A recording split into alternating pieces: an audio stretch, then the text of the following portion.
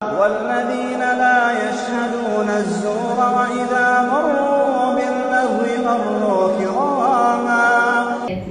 அடுத்தபடியாக பேராபத்து தரும் பொறாமை என்ற தலைப்பில் ஷாதின் அவர்கள் உரை நிகழ்த்துவார்.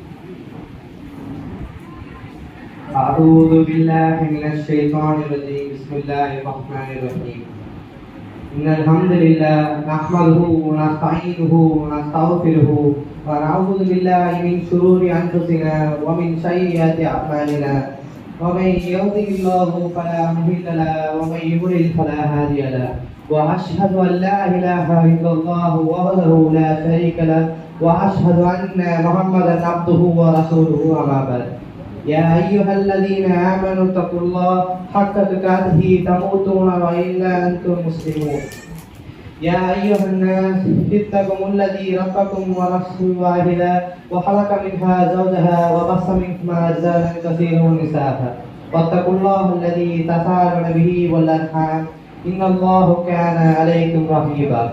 அன்பிற்குரிய எல்லாம் அல்ல ஏக இறைவனின் நல்லடியார்களே, எல்லாம் அல்ல அல்லாஹ்வின் அன்பும் அருளும் நம் அனைவரின் மீதும் உண்டாகட்டுமாக என்று கூறி எனது உரையை ஆரம்பம் செய்கிறேன். எனக்கு இங்கே கொடுக்கப்பட்டுள்ள தலைப்பு பேராபத்து தரும் பொறாமை. பொறாமை என்பது பெரும் பாவ செயலின் அடித்தளமாகும். அல்லாஹ் தன் திருமறையில் பொறாமையை பற்றி கூறுகிறான். அல்லாஹ் கேட்கிறான், أم يحسدون الناس على آتاهم الله من فضله. அல்லாஹ் தன் அருமையினால் மனிதருக்கு வழங்கியவற்றின் மீது இவர்கள் பொறாமை கொள்கிறார்களா என்று கேட்கிறான். மனித வாழ்வில் பல உடல் சார்ந்த நோய்கள் சோதனைக்காக கொடுக்கப்பட்டுள்ளது. அதே போன்று சில உள்ளம் சார்ந்த நோய்களும் அவனுக்கு சோதனைக்காக கொடுக்கப்பட்டுள்ளது. பொய், புறம், குரோதம் மற்றும் பொறாமை என்னும் நோய்கள் சில உள்ளம் சார்ந்த நோய்களாகும். இவற்றில் பொறாமை என்னும் நோய் மிக கொடிய மனநோயாகும். பொறாமை என்பது யாருக்கு அல்லாஹ் கொடுத்த அருளை பார்த்து மற்றொருவர் மனதில் ஏற்படும் ஒரு வெறுப்புணர்ச்சியை பொறாமையாகும். யூனுஸ் நபியின் வரலாற்றை எடுத்து பார்த்தால், யூனுஸ் நபியின் சகோதரர்கள் பொறாமை காரணமாகத்தான் அவரை கொல்ல திட்டமிட்டார்கள். இந்த பொறாமை அந்த சகோதரர்களை ஒரு பாவ செயலின் பக்கம் ஈர்த்தது. எனவே இந்த பொறாமை ஷைத்தானின் குணமாகும். இது மனதில் ஒரு விதமான உஷ்ணத்தை ஏற்படுத்தும். யார் ஒருவர் மற்றவரை பார்த்து பொறாமைப்படுகிறாரோ அவர் மனதில் கோபம் ஏற்படும்.